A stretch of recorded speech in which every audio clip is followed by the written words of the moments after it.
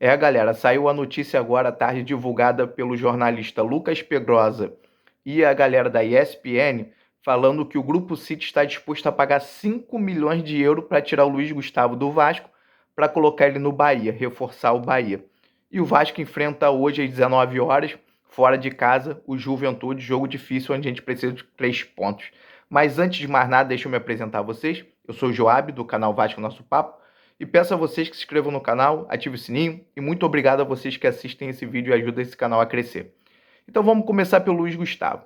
O Luiz Gustavo pode ou está já recebendo uma proposta para sair do Grupo City, ir para o Grupo City.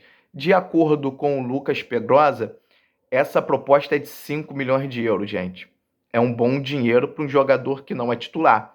Assim, eu acho ele uma joia, gostaria de ver ele mais tempo no Vasco, mas eu acho que com uma proposta de 5 milhões de euros para o jogador que não é titular, eu acho que o Vasco vai aceitar. Não é o que eu faria, mas eu acho que é o que vai acontecer. Até porque já saiu a notícia que o Vasco, ao invés de um zagueiro, ele quer 2. Então eu não acho que a vinda de um segundo zagueiro está atrelada à não utilização do Lemos, mas sim pela saída do Luiz Gustavo. Porque, na meu entendimento, o reserva imediato do Lucas Freitas é o Luiz Gustavo. Só que com essa proposta de 5 milhões de euros, eu acho que é muito difícil ele ficar. É um jogador muito promissor, acho que vai ser um zagueiro muito relevante no cenário nacional, pega seleções de base, já não é de hoje, há uma expectativa muito grande dele ser convocado agora para a seleção sub-20, que é normal, ele sempre está sendo convocado, então eu acho até uma baixa, eu vou ser bem sincero, uma baixa relevante. Eu acho que nessa negociação, o valor eu acho bom para um jogador que não vem jogando, mas é um valor baixo pela idade e o potencial que esse jogador tem.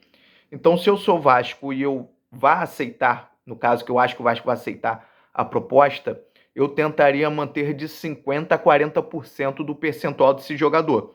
Porque ele no Grupo City, ele arrebentando e uma transferência muito alta que vai acontecer caso ele vá para o Bahia, o Vasco ainda consegue lucrar um valor muito grande, muito bom. Então, acho que a faixa de corte, se o Vasco manter um percentual do Luiz Gustavo, é no mínimo 30%, de 30% a 50%. Acho difícil o Bahia aceitar 50%, talvez eles até aumente um pouco o valor para ter o jogador 100%. Mas eu acho importante o Vasco manter um potencial desse jogador partindo do princípio que o Vasco vai vender, que o Vasco vai aceitar, porque o Vasco precisa de dinheiro. A prioridade do Vasco é manter o Ryan, sempre ficou muito claro isso.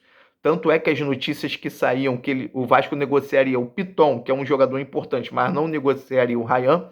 E com essa oferta de 5 milhões de euros, cara, eu acho que é praticamente impossível o Vasco não aceitar, né? E tá muito se alinhando, vinda de 2 zagueiros, esse zagueiro que era o Robert Renan, né? Que era do Inter.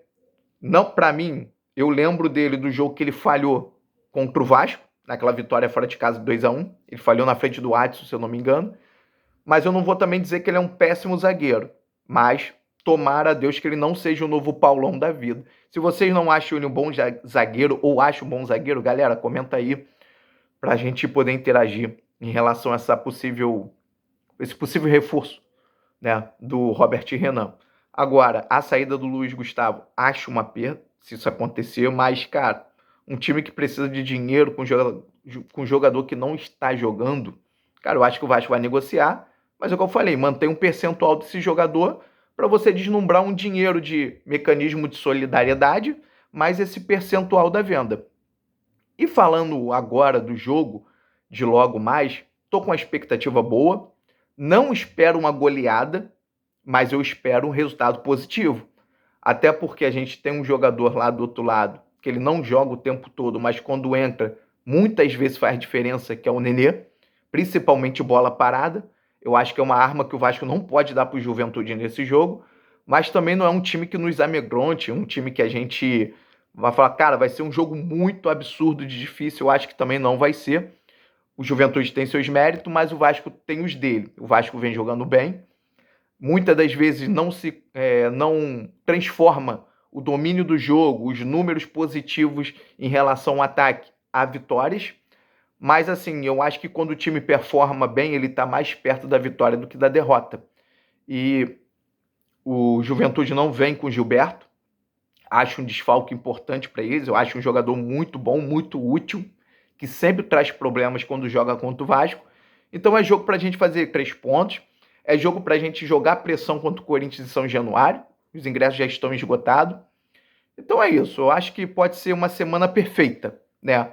Um início de semana a partir do jogo contra o Santos para um fechamento de semana contra o Corinthians perfeito para o Vasco, botando um dinheiro bom no bolso, botando 6 pontos na conta, se distanciando da zona de rebaixamento e começar a almejar outras coisas, porque esse time, pelo menos os 11 que jogam, eles não, eu acho que não merecem estar ali, porque não são jogadores tão incapacitados como a mídia suja aí, ela vende essa imagem, como o Vasco era até pior do que o Santos, que era a imagem que eles vendiam, né, antes do jogo. Agora eu acho que eles mudaram de opinião por completo.